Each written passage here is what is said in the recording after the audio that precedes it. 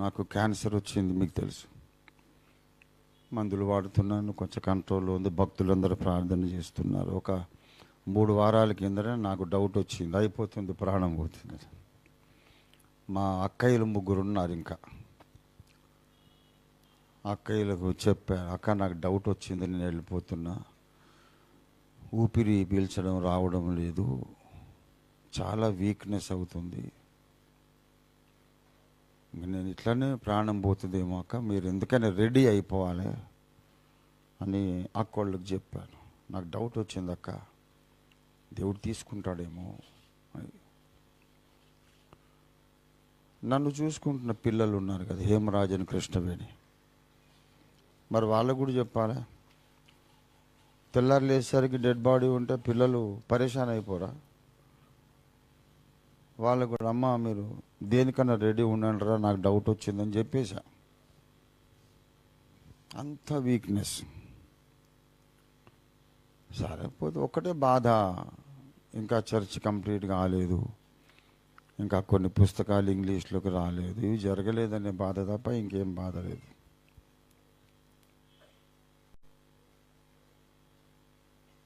తర్వాత దేవుడు నాతో మాట్లాడి, కుమారుడా,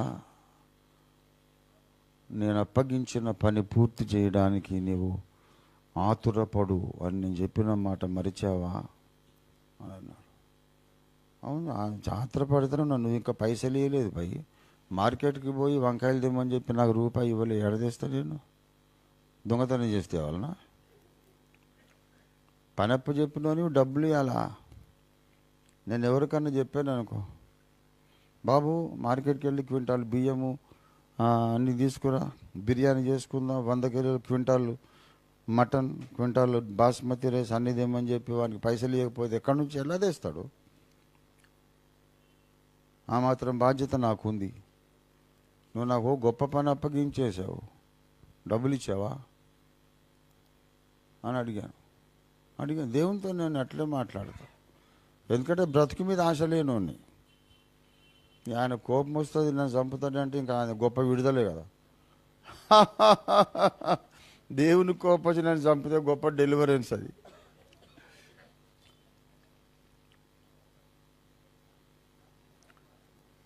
ప్రభురాత్రి భోజనం తీసుకునేటప్పుడు కూడా కొన్నిసార్లు ఇదే ప్రార్థన చేసుకొని తీసుకుంటా.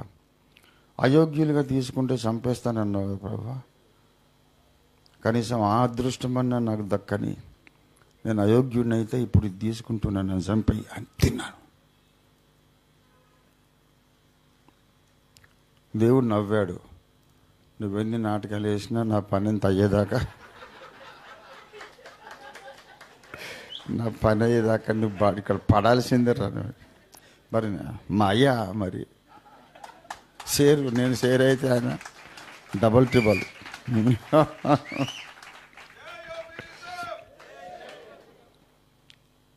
ఒకసారి ఒక సిస్టర్ గారు, నేను కోప్పడ్డా, నేను కోప్పడితే భయంకరంగా ఉంటుంది, చాలామందికి తెలియదు. అయితే దేవుణ్ణి అడిగిందట, అయ్యగారు నా మీద కోప్పడ్డారు, అయ్యగారితో నువ్వు మాట్లాడు తండ్రి, నన్ను క్షమించమని చెప్పాను. 3 దినాలు ఉపవాసం చేసినాక దేవుడు మాట్లాడినట్ట. వాడు నేను చెప్తే వినడా, నాతో కూడా గొడవ వేసుకుంటాడు, నువ్వు పోయి వాడితోనే సమాధానపడు. నాకు అంత పిచ్చోడిని, నేను పిచ్చోడిని. మనుషులకు ఉండేటటువంటి ఆలోచన విధానం నాకు ఉండదు. దేవుణ్ణి అడుగుతున్నా, నేను చచ్చిపోతాను నేను అందరికీ చెప్పా. త్వరలోనే క్యాన్సర్ పేషెంట్లు అట్లే ఉంటారు, చెప్పపెట్టకుండా బాగానే ఉండి నవ్విస్తున్నాడు, చేస్తున్నాడు, మాట్లాడుతున్నాడు అనిపోతారు. నేను ఎంతోమంది క్యాన్సర్ పేషెంట్లు చనిపోక చూసాను. అరే ఇంతకుముందే బాగుంది కదా, అట్లా ఉంటుంది క్యాన్సర్ కథ, అట్లే ఉంటుంది. అక్క మీరు రెడీ అయిపోండి అని చెప్పాను. నా ఇంట్లో పిల్లలకు కూడా చెప్పాను, పోనీ లేక మరి నేను వదిలేస్తున్నాను. అప్పుడు దేవుడు మాట్లాడాడు, నేను చెప్పిన పని ముగించాలి అంటే, మరి బాగలేదు కదా ఒంట్లో నాకు సత్తువ లేదు, జేబులో డబ్బులు లేవు, ఎట్లా చేయాలి? అప్పుడు దేవుడు దర్శనములో 10 సంవత్సరాల కిందట నేను విన్నటువంటి, నేను చూసినటువంటి ఒక మెడిసిన్ నాకు పరిచయం చేశాడు, మళ్ళీ జ్ఞాపకం చేశాడు. పరిచయం కాదు, జ్ఞాపకం చేశాడు. బ్యాంకు ప్రసాద్ అన్న గారు జీవించున్న దినాల్లో అజయ్ వాళ్ళ మామగారు అన్నమాట, సులక్షణమ్మ వాళ్ళ నాన్నగారు. వాళ్ళ ఇంటి వెనుక మంచి ప్లేస్ ఉంటుంది. అక్కడ ఒక 100 మందిని కూర్చోబెట్టి ఒక మందు వారికి, అది మందని కాదు, కెమికల్ కాదు, పథ్యం ఉండదు, దానికి ఎలాంటి సైడ్ ఎఫెక్ట్స్ ఉండవు, సర్వరోగ నివారణ, 280 రోగాలకు అది తిరుగులేని పరిష్కారం. అక్కడ పెట్టిన తర్వాత నాకు ఆరోగ్యం బాగానే ఉంది కదా అని నేను దాన్ని నిర్లక్ష్యం చేశాను. తర్వాత మొన్న మార్క్ బాబు గారు వాళ్ళ ఫ్రెండ్ ఒక ఆయన వచ్చి, ఇసాక్ గారు వచ్చి నాకు చెప్పారు స్టూడియోలో. నేను దాన్ని అట్లా పక్కన పడేసాను. నాకు తెలిసిందే కదా, 10 years బ్యాక్ నేను అనుకున్నది నేను ఇప్పుడు వద్దనుకుంటున్నా, అప్పుడు వద్దనుకున్నా, మళ్ళీ ఇప్పుడు నాకు తెలిసిందే నాకు చెప్తున్నారు. వాళ్ళు ఎంతో చెప్పారు కానీ నాకు అంతా తెలిసిందే. నేనే ఒకరికి చెప్పి ప్రమోషన్ మీటింగ్స్ పెట్టించా. వాళ్ళు చెప్తుంటే నాకు చిరాకేస్తూ ఉంది. బాబు నీకు ఒక గొప్ప సంగతి చెప్పిన, నీ పేరు అద్దంకి రంజిత్ ఓఫీర్ అని చెప్తున్నారు వాళ్ళు. నాకు తెలిసిందే నాకు చెప్తున్నారు. ఇక సరే ఉండను అని చెప్పి దాన్ని పక్కన పెట్టేసి, నేను చచ్చిపోతానేమో అనే డౌట్ వచ్చిన తర్వాత, అరే దేవుడు అది వాడమంటున్నాడు. ఫోన్ చేస్తే మార్క్ బాబు నంబర్ కలవదు, ఆయన పోయి దుబాయ్లో ఉన్నాడు. నంబర్ కలుస్తుంది కానీ ఏం వినపడదు. సరే దేవుడు నన్ను గద్దిస్తున్నాడు, నేను చెప్పిన మాట ఎందుకు వినడం లేదు, నువ్వు వాడమని చెప్తున్నా కదా అని. తర్వాత నంబర్ కలిసింది, నేను ఆ మందు తెచ్చుకున్నాను, వాడాను. 3 రోజులు, 30 కాదు, 3 నెలలు కాదు, 3 దినాలు, 24 గంటల దినాలు, 3 ఆ మందు నేను వాడిన తర్వాత నేను కొత్త మనిషిని అయిపోయా. నాలో ఎంత బలము, ఎంత సత్తు వచ్చిందంటే, పొద్దున 6 అయిన తర్వాత లే, ఇంకేం పండుకుంటావు, వాకింగ్ వెళ్ళు, యు ఆర్ హీల్డ్, నీకు ఏం జబ్బు లేదు, వాకింగ్ వెళ్ళాలి అని ఎవరో చెబుతున్నట్టు అనిపించింది. నాలో నాకే ఆకలేస్తుంది. అంతకుముందు ఒక 20 దినాలు నేను అన్నం తినలేదు. అన్నం చూస్తే అసహ్యం, ఆకలేస్తుంది. అన్నం పెడితే ఏం తింటాం అని విముఖత, నీరసం, ఇంకా ఇంకా ఇంకా నీరసం. అలాంటిది బిడ్డ ఆకలేస్తుంది, అన్నం పెట్టని చెప్పి ఆవురమని 3 సార్లు మళ్ళా పెట్టుకొని తిన. ఆకలేస్తుంది. పిల్లలు ఆనందంతో ఏడుస్తున్నారు, నాన్న నువ్వు ఇట్లా అన్నం తిని ఎన్ని రోజులు అయిపోయింది, అద్భుతం అని చెప్పి కన్నీళ్ళు పెట్టుకుంటున్నారు. నాన్న నీ ముఖంలో తేడా వచ్చింది, నీ వాయిస్లో పంచ్ వచ్చింది, గుద్దుతాడేమో అని భయం మళ్ళీ వచ్చింది. ఒక నాన్న గమ్మునుంటే ఉంటాడు కానీ కోపం వచ్చిందంటే పరశురామ అవతారం, అందరికీ తెలుసు అది. మళ్ళీ వెనక టోఫీర్ మళ్ళీ వచ్చేసాడు. నాన్న ఎన్ని రోజులకు సిర్ఫ్ తీయింది. తర్వాత నా బిడ్డకు చిన్న ప్రాబ్లమ్స్, వాడి బిడ్డ నువ్వు కూడా, ఆమె కూడా కొనిచ్చా, కృష్ణవే నమ్మకం. అలాగా ఒకరికొకరికి పరిచయం చేస్తూ ఉన్నాను. ఆ మందు పేరు క్యూర్ సెల్. ఇది స్టెమ్ సెల్ టెక్నాలజీ మీద ఆధారపడినటువంటి ఈ మందు. ఇదొక ఫుడ్ సప్లిమెంట్. ఈ మందు ఒక్కసారి నోట్లో పడితే షుగర్ ఉండదు, బీపీ ఉండదు, థైరాయిడ్ ప్రాబ్లం ఉండదు, ఎముకల కీళ్లవాతం ఆర్థరైటిస్ ఉండదు, ఇంకా 280 రోగాలు ఉండవు. బెస్ట్ రిజల్ట్ మీకు ఒక 3 నెలలలో వస్తుంది. నీకు ఇది అది అని కాదు, నీకు అవన్నీ రోగాల చిట్టా చెప్పడం వేస్ట్. ఏది ఉన్నా సరే షార్ట్ కట్లో చెప్పాలంటే, ఒరిజినల్గా ఆదామును హవ్వను దేవుడు సృష్టించినప్పుడు వాళ్ళ డిఎన్ఏలో ఎటువంటి ఆరోగ్యకరమైన వ్యవస్థ ఉండాలని రాసి పెట్టాడో అక్కడికి వెళ్ళిపోతుంది మందు, అక్కడికి నిన్ను తీసుకెళ్ళిపోతుంది అన్నమాట. ఆదాము హవ్వకు ఏ రోగం లేదుగా. బీపీ షుగర్ ఉందా, హార్ట్ ప్రాబ్లం ఉందా, థైరాయిడ్ ఉందా, ఏం లేదు కదా. అంత స్వచ్ఛమైనటువంటి ఆరోగ్య స్థితిలోనికి నిన్ను తీసుకెళ్తుంది. 4వ స్టేజ్ క్యాన్సర్, 4th స్టేజ్లో ఉంది, ఫైనల్ స్టేజ్. ఈయన ఇంకా బతకడు, తీసుకెళ్ళి పోండని ఇంటికి పంపించేసిన క్యాన్సర్ పేషెంట్లు డాక్టర్లు చేతులు ఎత్తేసి మేమేం చేయలేము, అయిపోయింది, 4వ స్టేజ్ దాటిపోయింది, ఈయన ఇంకా రేపో మాపో వెళ్ళిపోతాడు అన్నవాడిని ఇంటికి తెచ్చి ఈ స్టెమ్ సెల్ మందులు వేశారు. వాడు మంచిగా అయ్యి ఇంకా బ్రతుకున్నాడు ఇప్పుడు 5-6 ఏళ్ళ బట్టి, 10 ఏళ్ళ బట్టి. అట్లాంటి కేసెస్ 1000ల కొలది. మీరు సింపుల్గా ఇప్పుడు నేను చెప్పేదంతా లంబాల కోట శాంతాడు పురాణంలాగా మీరు న్యూసెన్స్ ఫీల్ అయితే మీరు ఇంటర్నెట్లో క్యూర్ సెల్ అని కొట్టండి. దీని కథ కార్ఖానా కమామిషం మొత్తం బయటకు వస్తుంది. మరి ఇది నేనైతే తీసుకుంటున్నా, చాలా బాగున్నాను. మీకు నన్ను చూస్తుంటే అర్థమైపోయి ఉంటుంది. కాబట్టి దీన్ని మరి మన మినిస్ట్రీస్లో మార్క్ బాబు గారు ప్రమోట్ చేస్తున్నారు. కాబట్టి వారిని నేను విజ్ఞప్తి చేస్తున్నాను.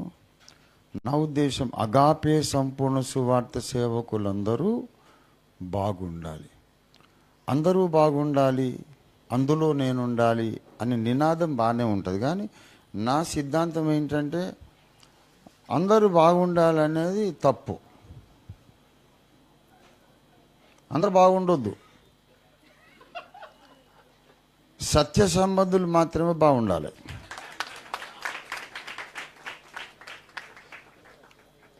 మణిపూర్లో 100ల మంది క్రైస్తవ అమ్మాయిలను రేపు చేసి నగ్నంగా ఊరేగించిన బద్మాష్ కొడుకులు వాళ్ళందరూ బాగుండాలనా? బాగుండొద్దు. ఒక్కొక్కరిని పట్టుకొని కోసి పడేయాల. మర్మాంగ ఖండన, రేపిస్టులకు సరైన శిక్ష. ఎంతో కాలంగా ఐపీబీపీ ఫైట్ చేస్తుంది. వాడిని కంపల్సరీగా బై ఫోర్స్ పరిశుద్ధ జీవితంలో నడిపించాలి. అలాంటి రేపు వాడు ఎప్పటికీ చేయడానికి అవకాశం లేకుండా చేయాలి. వాడిని మర్మంగాలు కోసి పడేస్తే వాడు ఎప్పటికీ ఆ తప్పు చేయలేక పరిశుద్ధంగా ఉంటాడు.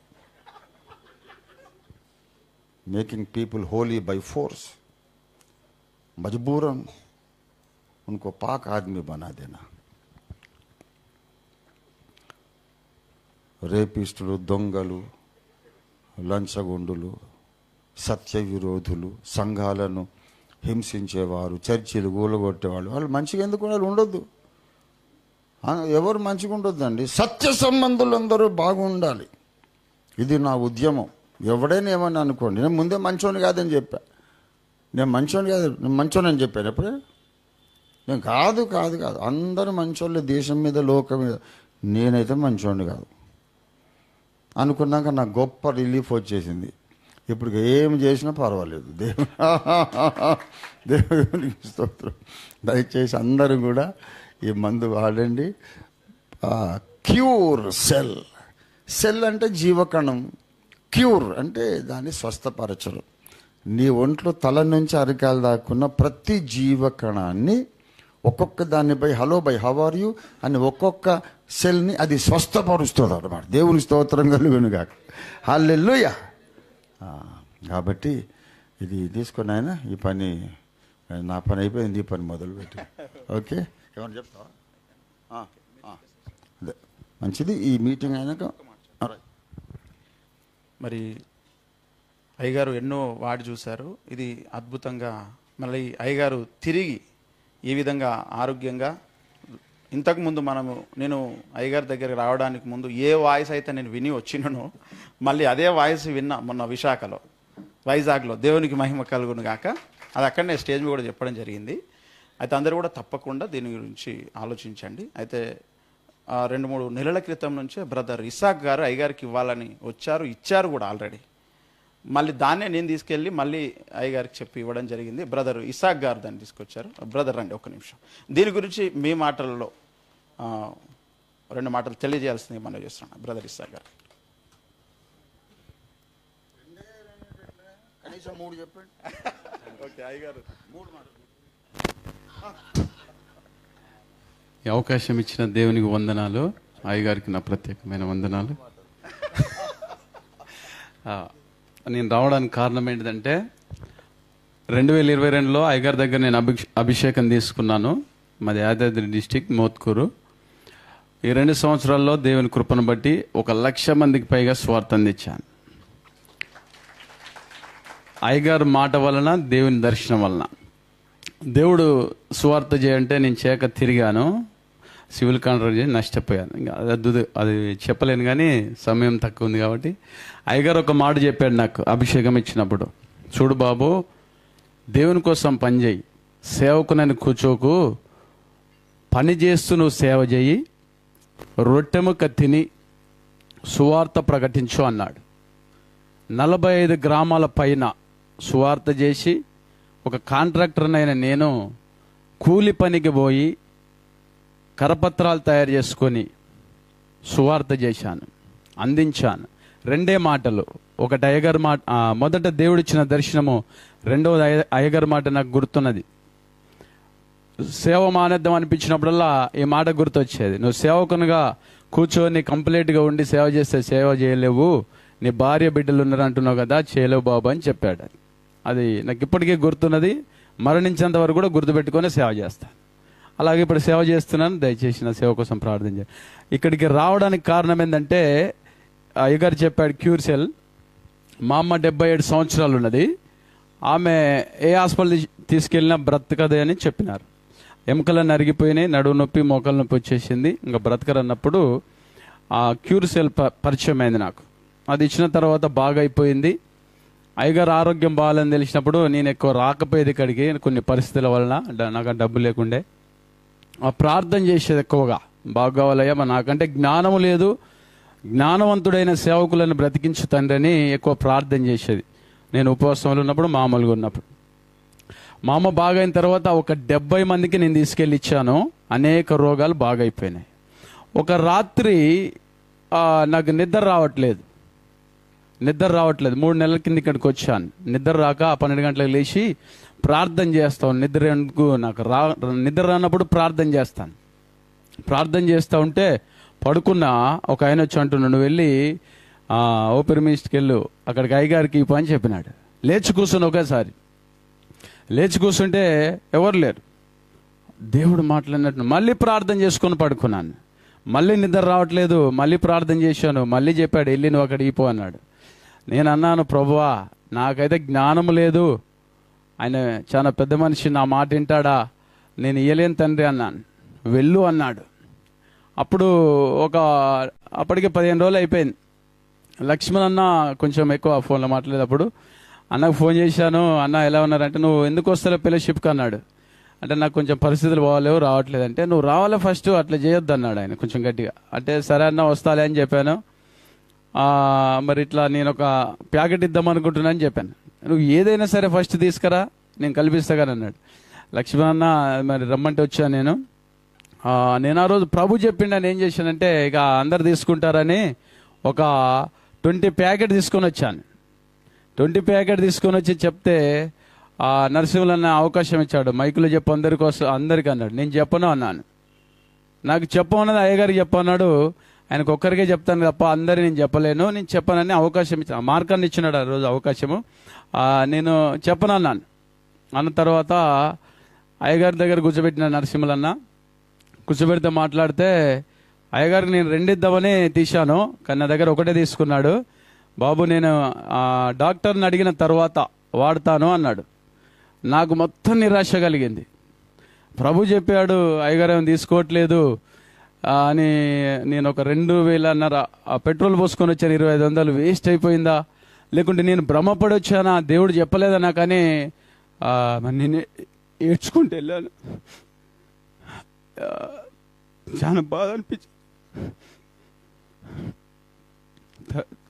తర్వాత మరి దేవా నువ్వు చెప్పేది నిజమైతే అయ్యగారు వాటెడ్ చేయని ఆమె నేను ఎన్నోసార్లు ప్రార్థన చేశాను.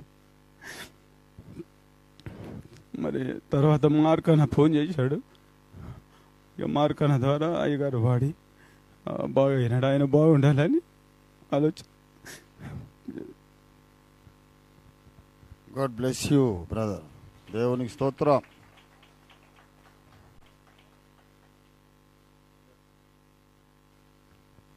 మంచిదండి. మరి ఇదంతా కూడా దేవుడే జరిగించారు. మొత్తానికి అయ్యగారు తిరిగి ఆరోగ్యవంతులుగా మన మధ్యలో ఉన్నారు. మరి అయ్యగారే నోరారా వారు ఎంత స్ట్రాంగ్ ఉంటారో మెంటల్గా, మరి వారి హృదయంలో మనందరికీ తెలుసు. ఆయన అయ్యగారే నోరారా అక్క వాళ్లకు, మరి సిస్టర్ కృష్ణవేణికి, హేమరాజుకు చెప్పినటువంటి పరిస్థితి ఇదంతా జరిగింది మనకు తెలియదు. మరి మొత్తానికైతే దేవుడు అద్భుతమైన స్వస్థతనిచ్చారు. అందుని బట్టి దేవునికి మహిమ కలుగును గాక. అయితే అయ్యగారే ఇంత గట్టిగా ఇంత స్పష్టంగా విషయం చెప్పిన తర్వాత మీరందరూ కూడా అనారోగ్యంతో ఉన్నవాళ్ళు తప్పకుండా దీన్ని ఒకసారి మీరు వాడి చూడండి. అనేక రోగాలతో లక్షలు పెడుతున్నారు హాస్పిటల్స్లో. చాలామంది పెట్టొచ్చి ఇది వాడి బాగా అయినటువంటి వాళ్ళు ఉన్నారు. వందల టెస్ట్ మనీస్ ఉన్నాయి నా దగ్గర. ఊరికైనా చెప్పట్లేదు. మీరు గూగుల్లో సెర్చ్ చేయొచ్చు. ChatGPTని అడగండి దీని గురించి. క్యూర్ సెల్ అంటే ఏంటిది, వాట్ అబౌట్ క్యూర్ సెల్ అని అడగండి. తెలుగులోనో, హిందీలోనో, ఇంగ్లీష్లో అడగండి. యూట్యూబ్లో అడగండి, గూగుల్లో అడగండి. ఎక్కడ అడిగినా మీకు బెస్ట్ మరి రిజల్ట్ అనేది, రివ్యూ అనేది దీని మీద ఉంది. కనుక ఇది చాలామందికి తెలియదు. కాబట్టి దయచేసి కన్ఫర్మేషన్ కొరకు, ఎందుకంటే చెప్పిన తర్వాత కూడా కన్ఫర్మేషన్, డాక్టర్ చెప్తే కూడా మనం కన్ఫర్మ్ చేసుకుంటాం ఇంకొక డాక్టర్ని అడిగి. కనుక అయ్యగారు చెప్పగానే మీరు ఒకసారి చూడండి, కన్ఫర్మ్ చేసుకోండి. కన్ఫర్మ్ చేసి మీరు ఉధృతముగా మీరు ముందుకు తీసుకెళ్ళొచ్చు. సేవకులందరూ వాడండి, మీ విశ్వాసులకు కూడా చెప్పండి. మనం అందరం ఎన్నోసార్లు ఒకరికి రోగం వస్తే నెలంతా ఉపవాసం ఉండి ప్రార్థించిన దినాలు ఉన్నాయి. మరి ఒకసారి ఇది ట్రై చేస్తే తప్పేముంది. జ్వరం వస్తే పారాసెటమాల్ వేసుకోమని చెప్పినట్టు ఎవరికి ఏ రోగం వచ్చినా ఒకసారి ఇది వాడి చూడండి అని చెప్తున్నటువంటి విషయం. కనుక మరి చాలా సంతోషం అయ్యగారు దీనికి ఇంత మరి విలువైన సమయాన్ని ఇచ్చి తెలియజేసినందుకు ధన్యవాదాలు అయ్యగారు. Thank you so much. సమయం తక్కువ ఉంది కనుక మార్క్ బాబు ఎన్నో చెప్పగలిగిన సంగతులు, వందల సంగతులు చెప్పలేదు. వాళ్ళ అమ్మగారే, మార్క్ బాబు గారి అమ్మగారు అంటే నాకు చాలా ఇష్టం. ఆమె అమాయకురాలు, ఎప్పుడు ప్రార్థన చేస్తుంటుంది. ఆమె ఉపవాసం ఉపవాసం ఉపవాసం, ప్రార్థన ప్రార్థన ప్రార్థన. ఆమెకు ఇటీవల కాలంలో చాలా బాగాలేదు. ఈ క్యూర్ సెల్ వాడినారు. వెంటనే ఆమెకు ఒక నూతన ఉత్తేజం 3-4 రోజులకే వచ్చేసింది. ఆమెకు వెరికోస్ నర్వ్స్ బాధ ఉండేది. ఇట్లా కాళ్ళ మీద ఇట్లా ఉబ్బి నరాలు, వెరికోస్ నర్వ్స్ తెలుసు కదా, నరాలంతా ఇట్లా ఉబ్బి. ఈ క్యూర్ సెల్ వాడిన తర్వాత ఆ నరాలంతా మొత్తము ఎవరు ఇస్త్రీ చేసినట్టు లోపలికి వెళ్ళిపోయింది. అది 3-4 డేస్కే అంతటి మిరకిల్. అంటే ఆయన దగ్గర ఇంకా చాలా టెస్ట్ మనీస్ అంటే, అమ్మంటే నాకు చాలా ఇష్టం కాబట్టి నేను ఆ టెస్ట్ మనీ చెప్తున్నా. ఇంకా అయ్యా అరుణయ్య గారు నా కింద డౌన్ లైనర్గా పాస్టర్ అరుణ్ కుమార్ గారు ఉన్నారు. అరుణ్ కుమార్ గారు కూడా ఈ మధ్య స్టంట్ వేయబట్టి మీకు తెలుసు కదా. మరి అందరం బాగుండాలండి. సత్య సంబంధులందరూ బాగుండాలి, అందులో నేను ఉండాలి. ఇది మన నినాదం. దేవునికి స్తోత్రం కలుగును గాక. హల్లెలూయా. సత్య సంబంధులందరూ బాగుండాలి, సత్య విరోధులందరూ సర్వనాశనం కావాలి. బాగున్న సత్య సంబంధుల్లో నేను ఉండాలి. ఇది మన మోటో. దేవునికి స్తోత్రం కలుగును గాక. ఏం అనుమానం లేదు, నాకు చాలా పిచ్చ క్లారిటీ ఉంటుంది. కన్ఫ్యూషన్ అనేది నాకు 1000 ఆమడల దూరం. మంచిది. దేవునికి స్తోత్రం.